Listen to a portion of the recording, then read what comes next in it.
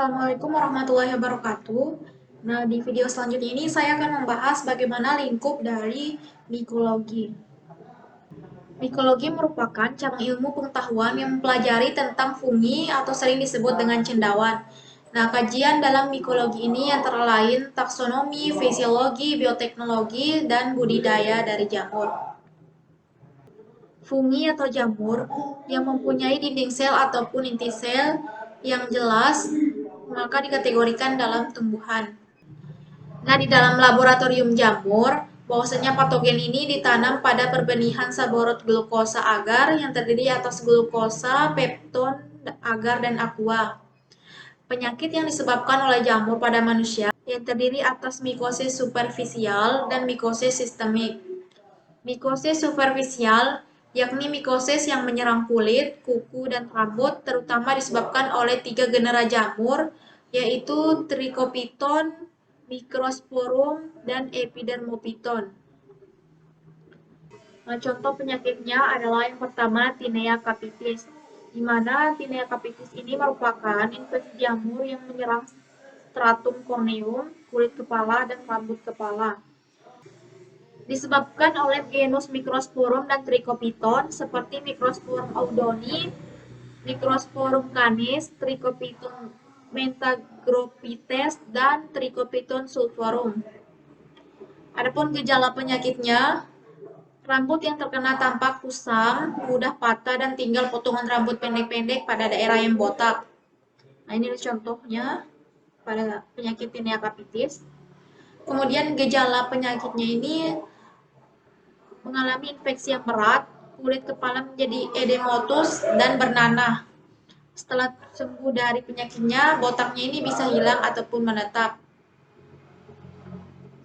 Edematous merupakan terkumpulnya cairan secara abnormal di dalam ruang jaringan interseluler atau antar sel di dalam tubuh. Bahan pemeriksaan berupa rambut dan kerokan lesi yang terinfeksi untuk dilihat di mikroskop dan ditanam pada perbenihan. Yang kedua adalah penyakit tinea favosa, di mana infeksi pada kulit kepala, kulit badan yang tidak berambut dan kuku. Penyebabnya adalah Trichopiton squalene. Gejala penyakit awalnya berupa bintik-bintik putih pada kulit, lalu membesar, membentuk kerak berwarna kuning kotor. Gejala penyakit, kerak tersebut sangat lengket pada kulit kepala, bila diangkat akan meninggalkan luka basah ataupun berdarah. Setelah sembuh dari penyakitnya akan menyebabkan kebotakan yang menetap. Kemudian yang ketiga adalah Tinea barbae, merupakan infeksi jamur yang menyerang daerah yang berjanggut dan leher, mengenai rambut dan folikel rambut sehingga menimbulkan lesi bernanah yang kronis. Rambut yang terkena menjadi rapuh dan mudah dicabut. Tinea barbae ini disebabkan oleh jamur. Tinea barbae ini disebabkan oleh jamur Trichopiton mentagrophytes, Trichopiton rubrum, Trichopiton violaceum, dan Microsporum canis. Cara pencegahannya yang pertama, hindari penggunaan bersama pencukur rambut. Yang kedua, mintalah pisau cukur baru jika ke salon atau tempat cukur. Yang keempat, anjurkan tukang cukur untuk membersihkan alat cukur dengan desinfektan setiap habis mencukur. Kemudian penyakit selanjutnya adalah dermatophytosis. Terbagi menjadi dua, ada Tinea pedis dan athlete foot. Merupakan infeksi jamur yang superficial yang kronis, mengenai kulit terutama kulit di sela-sela jari kaki. Terjadi pengelupasan dan kulit pecah-pecah. Seringkali terjadi infeksi sekunder oleh bakteri sehingga menjadi bernanah. Penyakit dermatophytosis ini disebabkan oleh Trichopiton mentagrophytes, Trichopiton tonsurans, dan kadang-kadang oleh Epidermophyton flucosum atau Candida albicans. Cara pencegahannya itu dengan menjaga agar kaki selalu kering, terutama di sela-sela jari, kaos kaki agar selalu bersih dan sering diganti.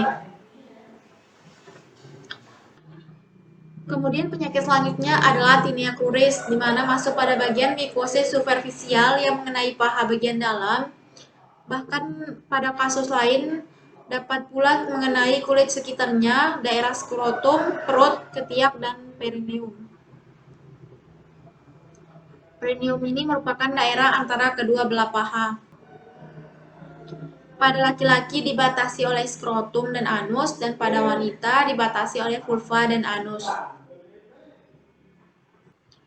Penyebabnya adalah jamur Epidermophyton floocosum atau Trichophyton sp.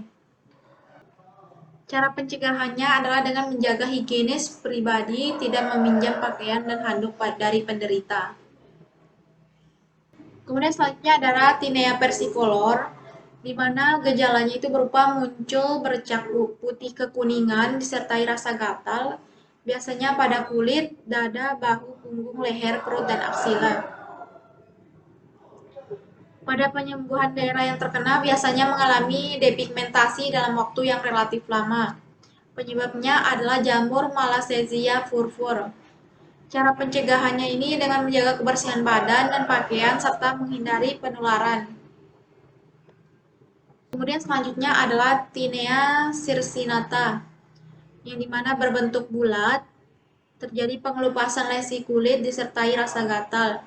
Gejalanya itu bermula berupa papula kemerahan yang melebar ke arah luar, sedangkan bagian tengahnya itu membaik, pinggirnya agak menonjol dan berwarna merah. Penyebabnya adalah Microsporum dan Trichophyton. Selanjutnya adalah otomikosis. Mikosis superficial yang menyerang lubang telinga dan kulit di sekitarnya yang menimbulkan rasa gatal dan sakit. Bila ada infeksi sekunder oleh bakteri, maka akan bernanah dan rasa sakitnya bertambah hebat. Penyebabnya adalah Epidermophyton, Floocosum, dan Trichophyton. Cara pencegahannya, pastikan tidak ada sisa air di dalam lubang telinga setelah mandi dan menjaga kebersihan telinga.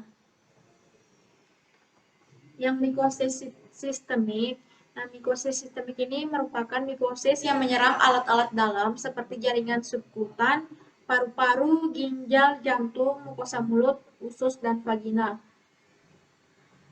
Contoh yang pertama adalah nokardiosis. Penyebabnya adalah nokardia asteroides. Nokardia asteroides masuk ke dalam jaringan subkutan karena trauma atau luka, biasanya mengenai kaki dan tangan. Terjadi pembengkakan jaringan yang terkena, dan infeksinya ini biasanya bernanah dan terjadi lubang-lubang yang mengeluarkan nanah yang berisi jamur berupa granula. Bila jamurnya masuk ke dalam darah, dapat menyerang organ lain, misalnya otak dan paru-paru. Selanjutnya adalah penyakit kandidiasis, di mana penyebabnya adalah Candida albicans. Candida albicans ini merupakan flora normal mukosa mulut, orofarinks, dan traktus gastrointestinal.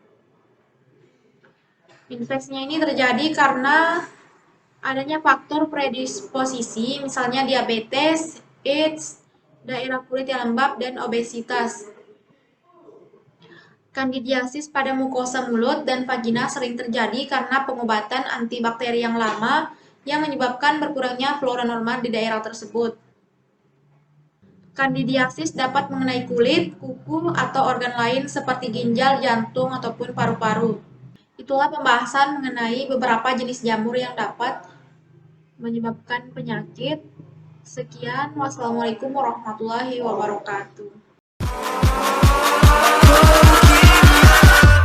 Catch 'em all.